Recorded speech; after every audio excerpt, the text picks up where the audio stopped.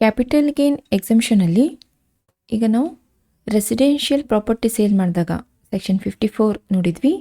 Then sale of agriculture land section 54B ನೋಡಿದ್ವಿ. ಈ ವಿಡಿಯೋದಲ್ಲಿ exemption 54D it is a compulsory acquisition of land and building ಅದನ್ನು ನೋಡೋಣ. So ಇಲ್ಲಿ compulsory acquisition ಅಂದರೆ ಈಗ ಗೌರ್ಮೆಂಟ್ದವರು ಕೆಲವೊಂದು ಪ್ರೊಜೆಕ್ಟ್ ಮಾಡಲಿಕ್ಕೆ ರೋಡ್ ಆಗಲಿ ಅಥವಾ ಬೇರೆ ಪರ್ಪಸ್ಸಿಗೆ ಕೆಲವೊಂದು land and building compulsory purchase ಮಾಡ್ತಾರೆ. ಸೊ ಅದಕ್ಕೆ ಅವರು ಲಂಸಮ್ ಅಮೌಂಟನ್ನು ಕೂಡ ಅದಕ್ಕೆ ಪ್ರೊವೈಡ್ ಮಾಡಿರ್ತಾರೆ. ಸೊ ಅದನ್ನು ನಾವು ಕಂಪಲ್ಸರಿ ಅಕ್ವಿಸಿಷನ್ ಅಂತ ಹೇಳ್ತೀವಿ. ಸೊ ಇದಕ್ಕೂ ಕೂಡ ನಮಗೆ ಎಕ್ಸಂಪ್ಷನ್ ಸಿಗಬೇಕಂದ್ರೆ ಕೆಲವೊಂದು ಕಂಡೀಷನ್ಸ್ ಫುಲ್ಫಿಲ್ ಮಾಡಬೇಕು. ಸೊ ಇದು ಎಲ್ಲ ಅಸೆಸ್ಸಿಗೂ ಸಿಗುತ್ತೆ. All assessees are eligible. ಅಂದರೆ ಮೊದಲು 2 ಸೆಕ್ಷನಲ್ಲಿ ಸೆಕ್ಷನ್ 54 ಮತ್ತು 54Bದಲ್ಲಿ ಇಂಡಿವಿಜುವಲ್ ಮತ್ತು HUF ಇವ್ರಿಗೆ ಮಾತ್ರ ಎಕ್ಸಂಪ್ಷನ್ ಸಿಗ್ತಾಯಿತ್ತು. ಬಟ್ ಈ ಸೆಕ್ಷನ್ 54D ಸೆಕ್ಷನ್ ಏನಿದೆ ಎಲ್ಲ ಅಸೆಸ್ಸಿಗೂ ಅಪ್ಲಿಕೇಬಲ್ ಆಗುತ್ತೆ. ಅಂದರೆ individual, HUF, partnership firm, company, AOP, BOI, okay. So ಎಲ್ಲ ಅಸೆಸ್ಸಿಗೂ ಇದೇ ಎಕ್ಸಂಪ್ಷನ್ ಸಿಗುತ್ತೆ. ಸೊ ಕಂಡೀಷನ್ಸ್ ಅಂದರೆ ಒಂದು ಇದು ಇಂಡಸ್ಟ್ರಿಯಲ್ ಅಂಡರ್ಟೇಕಿಂಗಲ್ಲಿ ಇರಬೇಕು. ಇಂಡಸ್ಟ್ರಿಯಲ್ ಅಂಡರ್ಟೇಕಿಂಗ್ ಅಂದರೆ ಈಗ ಕೆಲವೊಂದು ಇಂಡಸ್ಟ್ರಿಯಲ್ ಏರಿಯಾ ಇರ್ತವೆ, ಅಲ್ಲಿ ಓನ್ಲಿ ಫ್ಯಾಕ್ಟ್ರೀಸ್ ಮತ್ತು ಮ್ಯಾನುಫ್ಯಾಕ್ಚರಿಂಗ್ ಯೂನಿಟ್ ಇಲ್ಲ ಅಂದರೆ ಬಿಸ್ನೆಸ್ ಪರ್ಪಸ್ಗೆ ಯೂಸ್ ಆಗುವಂಥ ಬಿಲ್ಡಿಂಗ್ ಅಷ್ಟೇ ಅಲ್ಲಿ ಇರ್ತವೆ. ಸೊ ಅದಕ್ಕೆ ನಾವು ಇಂಡಸ್ಟ್ರಿಯಲ್ ಅಂಡರ್ಟೇಕಿಂಗ್ ಅಂತ ಹೇಳ್ತೀವಿ. ಸೊ ಈಗ ಆ ಲ್ಯಾಂಡ್ ಆ್ಯಂಡ್ ಬಿಲ್ಡಿಂಗ್ ಇಂಡಸ್ಟ್ರಿಯಲ್ ಅಂಡರ್ಟೇಕಿಂಗಲ್ಲಿ ಇರಬೇಕು ಒಂದು. ಆಮೇಲೆ ಆ ಬಿಲ್ಡಿಂಗನ್ನು ಸ್ವಂತ ಬಿಸ್ನೆಸ್ಗೆ 2 ವರ್ಷ ಮೊದಲು ಯೂಸ್ ಮಾಡಿರಬೇಕು. ಅದನ್ನು ಅಂದರೆ ಸೇಲ್ ಮಾಡಿಕ್ಕಿಂತ ಮುಂಚೆ 2 ವರ್ಷ ಅದನ್ನು ಬಿಸ್ನೆಸ್ ಪರ್ಪಸ್ಸಿಗೆ ಯೂಸ್ ಮಾಡಿರಬೇಕು. ಸೇಲ್ ಮಾಡಿದ ಮೇಲೆ ಕ್ಯಾಪಿಟಲ್ ಗೇನ್ ಏನು ಬರುತ್ತೆ ಅದನ್ನು ರೀಇನ್ವೆಸ್ಟ್ಮೆಂಟ್ ಮಾಡಬೇಕು ಮತ್ತು ಲ್ಯಾಂಡ್ ಆ್ಯಂಡ್ ಬಿಲ್ಡಿಂಗನ್ನೇ ತೊಗೋಬೇಕು ವಿದಿನ್ 3 ಇಯರ್ಸ್. ಓಕೆ, 3 ವರ್ಷದೊಳಗಡೆ ಬೇರೆ ಲ್ಯಾಂಡ್ ಆ್ಯಂಡ್ ಬಿಲ್ಡಿಂಗಲ್ಲಿ ರೀಇನ್ವೆಸ್ಟ್ಮೆಂಟ್ ಮಾಡಬೇಕು. ಸೊ ಇವು 3 ಕಂಡೀಷನ್ಸ್ ಫುಲ್ಫಿಲ್ ಆದರೆ ಮಾತ್ರ ಇಲ್ಲಿಗೆ ಎಕ್ಸಂಪ್ಷನ್ ಸಿಗುತ್ತೆ. ಸೊ ಎಷ್ಟು ಎಕ್ಸಂಪ್ಷನ್ ಸಿಗುತ್ತೆ? ಸೊ ಇಲ್ಲಿ ಕೂಡ ಒಂದು ಕ್ಯಾಪಿಟಲ್ ಗೇನ್ ಇಲ್ಲಾಂದರೆ investment whichever is lower. So ಎರಡರಲ್ಲಿ ಯಾವ್ದು ಕಡಿಮೆ ಇರುತ್ತೆ ಅಷ್ಟು ಎಕ್ಸಂಪ್ಷನ್ ಸಿಗುತ್ತೆ. ಆಮೇಲೆ ಹೊಸ ಬಿಲ್ಡಿಂಗ್ ಅಥವಾ ಹೊಸ ಲ್ಯಾಂಡ್ ಆ್ಯಂಡ್ ಬಿಲ್ಡಿಂಗ್ ಪರ್ಚೇಸ್ ಮಾಡಿ ಆದಮೇಲೆ ಅದನ್ನು 3 ವರ್ಷದೊಳಗೂ ಟ್ರಾನ್ಸ್ಫರ್ ಮಾಡಬಾರ್ದು. Within a period of 3 years transfer ಆತಂದರೆ ಮೊದಲೇನು ಎಕ್ಸಂಪ್ಷನ್ ಸಿಗುತ್ತಿತ್ತಲ್ಲ ಅದನ್ನು ಟ್ಯಾಕ್ಸಬಲ್ ಆಗುತ್ತೆ. ಓಕೆ, ಸೊ ಇದು ಸೆಕ್ಷನ್ 54D ಆಯಿತು. ಈಗ ನೆಕ್ಸ್ಟ್ ಸೆಕ್ಷನ್ 54EC ನೋಡೋಣ. Capital gain not to be charged on investment in certain bonds. ಕೆಲವೊಂದು ಬಾಂಡ್ಸ್ ಪರ್ಚೇಸ್ ಮಾಡಿದ್ರೆ ಅಂದರೆ ಇಲ್ಲಿ ಎಕ್ಸಂಪ್ಷನ್ ಸಿಗುತ್ತೆ. ಸೊ ಎಲಿಜಿಬಿಲಿಟಿ ಇಲ್ಲಿ ಕೂಡ ಯಾವುದೇ ಅಸೆಸ್ಸಿಗೂ ಎಕ್ಸಂಪ್ಷನ್ ಸಿಗುತ್ತೆ. Any assessee can take this exemption. So ಇಲ್ಲಿ ಕೂಡ ಎಕ್ಸಂಪ್ಷನ್ ಸಿಗಬೇಕಂದ್ರೆ ಕೆಲವೊಂದು ಕಂಡೀಷನ್ಸ್ ಫುಲ್ಫಿಲ್ ಮಾಡಿರಬೇಕು. ಈಗ ಕ್ಯಾಪಿಟಲ್ ಗೇನ್ ಏನು ಬಂದಿರುತ್ತೆ ನಮಗೆ ಅದು ಲಾಂಗ್ ಟರ್ಮ್ ಕ್ಯಾಪಿಟಲ್ ಅಸೆಟ್ಲಿಂದ ಬಂದಿರಬೇಕು. ಅಂದರೆ it should be a long term capital gain being a land or building or both. Okay, long term capital gain ಇರಬೇಕು. ಅದು ಕೂಡ ಓನ್ಲಿ ಲ್ಯಾಂಡ್ ಅಥವಾ ಬಿಲ್ಡಿಂಗ್ ಅಥವಾ ಎರಡೂ ಇರ್ಬೋದು. ಓಕೆ, ಅಲ್ಲಿಂದ ಕ್ಯಾಪಿಟಲ್ ಗೇನ್ ಇರಬೇಕು. ಆಮೇಲೆ ಕ್ಯಾಪಿಟಲ್ ಗೇನ್ ಏನು ಬಂದಿರುತ್ತೆ ಅದನ್ನು ನಾವು ಇನ್ವೆಸ್ಟ್ಮೆಂಟ್ ಮಾಡಬೇಕು. ಎಲ್ಲಿ ಇನ್ವೆಸ್ಟ್ಮೆಂಟ್ ಮಾಡಬೇಕು? ಲಾಂಗ್ ಟರ್ಮ್ ಸ್ಪೆಸಿಫೈಡ್ ಅಸೆಟ್ಸಲ್ಲಿ ವಿದಿನ್ 6 ಮಂತ್ಸ್. ಅಂದರೆ ಸೇಲ್ ಮಾಡಿ 6 ತಿಂಗಳದೊಳಗಡೆ ಲಾಂಗ್ ಟರ್ಮ್ ಸ್ಪೆಸಿಫೈಡ್ ಅಸೆಟಲ್ಲಿ ನಾವು ಅದನ್ನು ರೀಇನ್ವೆಸ್ಟ್ಮೆಂಟ್ ಮಾಡಬೇಕು. ಲಾಂಗ್ ಟರ್ಮ್ ಸ್ಪೆಸಿಫೈಡ್ ಅಸೆಟ್ ಅಂದರೆ ಒಂದು national highway authority of India, ಅದಕ್ಕೆ NHAI ಅಂತೀವಿ. ಇದು ಫ್ಲೈಓವರ್ ಅಥವಾ ರೋಡ್ಸ್ ಎಲ್ಲ ಮಾಡುತ್ತೆ. ಇಲ್ಲಾಂದರೆ RECLಲ್ಲಿ ಅಂದರೆ ರೂರಲ್ ಎಲೆಕ್ಟ್ರಿಫಿಕೇಷನ್ ಕಾರ್ಪೊರೇಷನ್ ಲಿಮಿಟೆಡ್, ಇದು ಎಲ್ಲ ಊರಿಗೂ ಎಲೆಕ್ಟ್ರಿಸಿಟಿ ಪ್ರೊವೈಡ್ ಮಾಡುತ್ತೆ.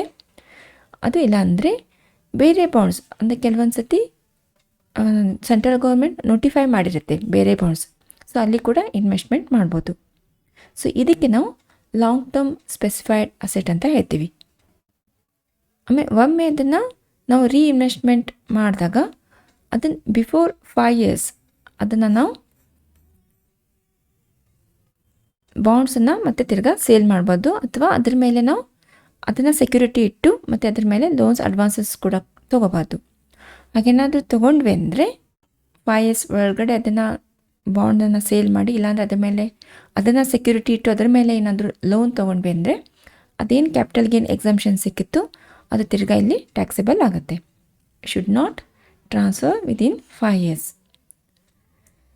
ಇಲ್ಲಿ ಕ್ವಾಂಟಮ್ ಆಫ್ ಎಕ್ಸಮ್ಷನ್ ಅಂದರೆ ಇಲ್ಲಿ ಕೂಡ ಕ್ಯಾಪಿಟಲ್ ಗೇನ್ ಇಲ್ಲ ಅಂದರೆ ಇನ್ವೆಸ್ಟ್ಮೆಂಟ್ ಯಾವುದು ಕಡಿಮೆ ಇರುತ್ತೆ ಅದು ಎಕ್ಸಮ್ಷನ್ ಸಿಗುತ್ತೆ.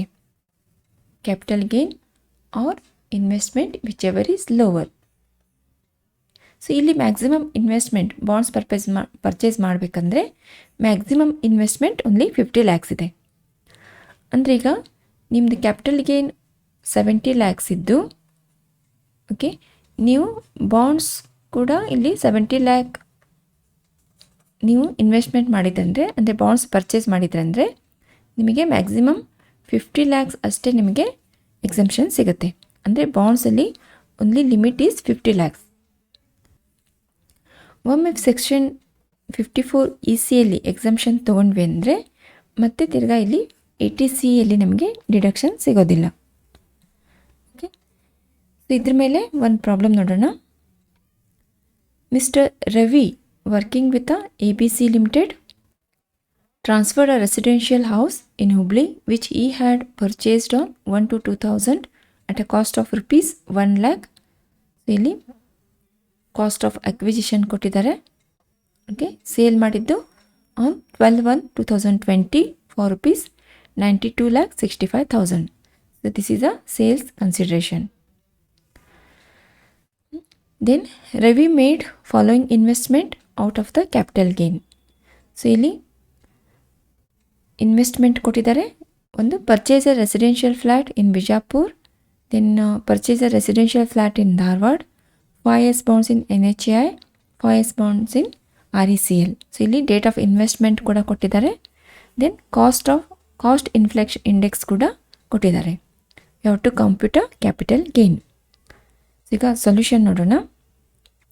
ಸೊ ಇಲ್ಲಿ computation of long term capital gain for the assessment year 2020-21. ಇಲ್ಲಿ ಸೇಲ್ ಕನ್ಸಿಡರೇಷನ್, ಸೇಲ್ ಪ್ರೊಸೀಡ್ 92,65,000 ಕೊಟ್ಟಿದ್ದಾರೆ. 92,65,000 ಈಸ್ ಸೇಲ್ಸ್ ಕನ್ಸಿಡರೇಷನ್. ಸೊ ಇದು ಪರ್ಚೇಸ್ ಮಾಡಿದ್ದು 1-2,000. Then cost of acquisition is 1 lakh. ಇದ್ರದ್ದು ಇಂಡೆಕ್ಸ್ ಕಾಸ್ಟ್ ಆಫ್ ಅಕ್ವಿಸಿಷನ್ ನೋಡಬೇಕು. ಇಲ್ಲಿ 2,000ದ್ದು ಅಂದರೆ ಇಲ್ಲಿ 99,2,000. ಇಲ್ಲಿ ಇಂಡೆಕ್ಸೇಷನ್ ಈಸ್ 100. ಇಲ್ಲಿ ಇಂಡೆಕ್ಸೇಷನ್ ಕಾಸ್ಟ್ ಕ್ಯಾಲ್ಕುಲೇಷನ್ ಮಾಡೋಣ. ಕಾಸ್ಟ್ ಆಫ್ ಇಂಡೆಕ್ಸೇಷನ್ ಈಸ್ ಇಲ್ಲಿ 1 lakh divided by 100, okay, multiplied by 289. So ಇಲ್ಲಿ 1920 ಇಸ್ 289 ಇದೆ. ದೆನ್ 99,2,000 100 ಇಂಡೆಕ್ಸ್ ನಂಬರ್ ಇದೆ. ಸೊ ಇದನ್ನು ಕ್ಯಾಲ್ಕುಲೇಷನ್ ಮಾಡಿದ ಮೇಲೆ ನಿಮಗೆ 2,89,000 ಬರುತ್ತೆ. ಇಲ್ಲಿ ಸೇಲ್ಸ್ ಕನ್ಸಿಡ್ರೇಷನಲ್ಲಿ index cost of acquisition deduct ಮಾಡಿದರೆ we will get long term capital gain 89,76,000. ಸರಿನಾ? ಇದು ಬಿಫೋರ್ ಎಕ್ಸಮ್ಷನ್. ಇಲ್ಲಿ ಎಕ್ಸಮ್ಷನ್ಸ್ ಇನ್ನು ಕ್ಯಾಲ್ಕುಲೇಷನ್ ಮಾಡಬೇಕು. ಇಲ್ಲಿ ನಮಗೆ ಎಕ್ಸಮ್ಷನ್ ಇಲ್ಲಿ ಒಂದು ರೆಸಿಡೆನ್ಷಿಯಲ್ ಪ್ರಾಪರ್ಟಿ ಕೂಡ ಪರ್ಚೇಸ್ ಮಾಡಿದ್ದಾರೆ. 2 ರೆಸಿಡೆನ್ಷಿಯಲ್ ಪ್ರಾಪರ್ಟಿ. ಸೊ ಎರಡೂ ಕೂಡ ನಮಗೆ ಎಕ್ಸಮ್ಷನ್ ಸಿಗುತ್ತೆ. ಒಂದು ಅಥವಾ 2 ರೆಸಿಡೆನ್ಷಿಯಲ್ ಪ್ರಾಪರ್ಟಿ ಪರ್ಚೇಸ್ ಮಾಡಿದರೂ ಕೂಡ ಎಕ್ಸಮ್ಷನ್ ಸಿಗುತ್ತೆ. ಸೊ ಎರಡೂ ಯಾವಾಗ ಪರ್ಚೇಸ್ ಮಾಡಿದ್ದಾರೆ? Within limit. ಸೊ ಇಲ್ಲಿ ಜನವರಿಯಲ್ಲಿ ಸೇಲ್ ಆಗಿದೆ, ಮೇ ಮತ್ತು ಜುಲೈಯಲ್ಲಿ ಪರ್ಚೇಸ್ ಮಾಡಿದ್ದಾರೆ. ಇಲ್ಲಿ 2 ಅಸೆಟ್ ಮೇಲೆ ಕೂಡ ನಮಗೆ ಎಕ್ಸಮ್ಷನ್ ಸಿಗುತ್ತೆ. ದೆನ್ NHAI ಮತ್ತು RECL ಕೂಡ ಇನ್ವೆಸ್ಟ್ಮೆಂಟ್ ಮಾಡಿದ್ದಾರೆ. ಸೊ ಈ ಬಾಂಡ್ಸಲ್ಲಿ ಇನ್ವೆಸ್ಟ್ಮೆಂಟ್ ಮಾಡಬೇಕಂದ್ರೆ ಟೋಟಲ್ ಇಲ್ಲಿ ಇನ್ವೆಸ್ಟ್ಮೆಂಟ್ ಮಾಡಿದ್ದು 65 lakh. ಬಟ್ ನಮಗಿಲ್ಲಿ ಮ್ಯಾಕ್ಸಿಮಮ್ ಎಷ್ಟು ಸಿಗುತ್ತೆ? ಓನ್ಲಿ 50 lakhs ಅಷ್ಟೇ ನಮಗೆ ಎಕ್ಸಮ್ಷನ್ ಸಿಗುತ್ತೆ. ಓಕೆ, ಇಲ್ಲಿ first exemption residential building residential building. This is under section 54.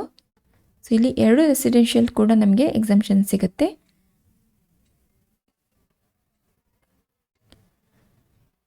This is a Bijapur house. Then another is Dharwad house. ಇಲ್ಲಿ 15 lakh. ಆಮೇಲೆ ಇಲ್ಲಿ ಬಾಂಡಲ್ಲಿ ಕೂಡ ಇನ್ವೆಸ್ಟ್ಮೆಂಟ್ ಮಾಡಿದರೆ NHAI ಮತ್ತು RECL. ಸೊ ಇಲ್ಲಿ ಮ್ಯಾಕ್ಸಿಮಮ್ ಲಿಮಿಟ್ ಇರೋದು 50 lakhs. ಓಕೆ, ಸೊ ಈ ಎಲ್ಲ ಎಕ್ಸಂಪ್ಷನ್ ನಾವು ಟೋಟಲ್ ಮಾಡಿದ್ರಿಂದ ಯು ವಿಲ್ ಗೆಟ್ 85 lakh. ಇಲ್ಲಿ ನಿಮಗೆ ಟ್ಯಾಕ್ಸೇಬಲ್ ಲಾಂಗ್ ಟರ್ಮ್ ಗೇನ್ 4,76,000 ಬರುತ್ತೆ. ಓಕೆ, ಇಲ್ಲಿ ಈ ಪ್ರಾಬ್ಲಮಲ್ಲಿ ಕ್ಯಾಪಿಟಲ್ ಗೇನ್ ಏನು ಬಂದಿದೆ ನಮಗೆ ರೆಸಿಡೆನ್ಷಿಯಲ್ ಪ್ರಾಪರ್ಟಿ ಮೇಲೆ, ಆಮೇಲೆ ಬಾಂಡ್ಸಲ್ಲಿ ಕೂಡ ಇನ್ವೆಸ್ಟ್ಮೆಂಟ್ ಮಾಡಿದ್ದಾರೆ. So residential property under section 54 ಬರುತ್ತೆ. ಆಮೇಲೆ ಬಾಂಡಲ್ಲಿ ಇನ್ವೆಸ್ಟ್ಮೆಂಟ್ ಮಾಡಿದ್ದು ಸೆಕ್ಷನ್ 54 ECಯಲ್ಲಿ ಬರುತ್ತೆ. This is section 54 and this is section 54 EC. ಈಗ ನೆಕ್ಸ್ಟ್ ಪ್ರಾಬ್ಲಮ್ ನೋಡೋಣ. Shri Somnath sold his open land on 1/12/2019 for rupees 26,49,000. So ಇಲ್ಲಿ this is a sales consideration. He had purchased it for rupees 1,48,000 in the financial year 2009-10. So ಇಲ್ಲಿ 9-10 purchase ಮಾಡಿದ್ದು, ಇದು cost of acquisition. He invested 20 lakh in the specified bonds which are redeemable after the period of 5 years on 15/4/2020. So ಇಲ್ಲಿ 15/4/20ಗೆ ಇಲ್ಲಿ bonds purchase ಮಾಡಿದ್ದಾರೆ. ಇಲ್ಲಿ cost inflation index ಕೂಡ ಕೊಟ್ಟಿದ್ದಾರೆ 2009-10 ಆಮೇಲೆ 19-20. ಈಗ ಸೊಲ್ಯೂಷನ್ ನೋಡೋಣ. Computation of capital gain for the assessment year 2020-21. ಇಲ್ಲಿ ಸೇಲ್ ಪ್ರೊಸೀಡ್ ಕೊಟ್ಟಿದ್ದಾರೆ 26,49,000. ಸೊ ಇದರಲ್ಲಿ ನಾವು index cost of acquisition less ಮಾಡಬೇಕು. ಸೊ ಇಲ್ಲಿ ಕಾಸ್ಟ್ ಆಫ್ ಅಕ್ವಿಜಿಷನ್ 1,48,000 ಇದೆ. ಇದನ್ನು ಯಾವಾಗ ಪರ್ಚೇಸ್ ಮಾಡಿದ್ದು 2009-10. ಸೊ 2009-10 ಇದ್ದು ಇಂಡೆಕ್ಸ್ ನಂಬರ್ ಈಸ್ 148. ಆಮೇಲೆ ಸೇಲ್ ಮಾಡಿದ್ದು 19-20 ಇಂಡೆಕ್ಸೇಷನ್ ನಂಬರ್ ಈಸ್ 289. ಸೊ ಇದನ್ನು ಕ್ಯಾಲ್ಕುಲೇಷನ್ ಮಾಡಿದ ಮೇಲೆ ಇಲ್ಲಿ get 2,89,000 index cost of acquisition. ಇದನ್ನು ಲೆಸ್ ಮಾಡಿದ ಮೇಲೆ you will get capital gain before exemption 23,60,000. ಈಗ ಇಲ್ಲಿ ಎಕ್ಸಂಪ್ಷನ್ ಲೆಸ್ ಮಾಡಬೇಕಂದ್ರೆ ಇಲ್ಲಿ ಬಾಂಡಲ್ಲಿ ಇನ್ವೆಸ್ಟ್ಮೆಂಟ್ ಮಾಡಿದ್ದಾರೆ, ಸ್ಪೆಸಿಫೈಡ್ ಬಾಂಡ್ ಪರ್ಚೇಸ್ ಮಾಡಿದ್ದಾರೆ. So exemption is 20 lakh. ಇಲ್ಲಿ ಕ್ಯಾಪಿಟಲ್ ಗೇನ್ ಇರೋದು 23,60,000 ಮತ್ತು ಇನ್ವೆಸ್ಟ್ಮೆಂಟ್ ಇದ್ದಿದ್ದು 20 lakh. ಯಾವ್ದು ಕಡಿಮೆ ಇರ್ತೈತಿ ಅಷ್ಟು ಎಕ್ಸಂಪ್ಷನ್ ಸಿಗುತ್ತೆ. ಅಂದರೆ ಇಲ್ಲಿ 20 lakhವರೆಗೂ ಎಕ್ಸಂಪ್ಷನ್ ಸಿಗುತ್ತೆ, ಮಿಕ್ಕಿದ್ದು ಟ್ಯಾಕ್ಸೇಬಲ್ ಆಗುತ್ತೆ.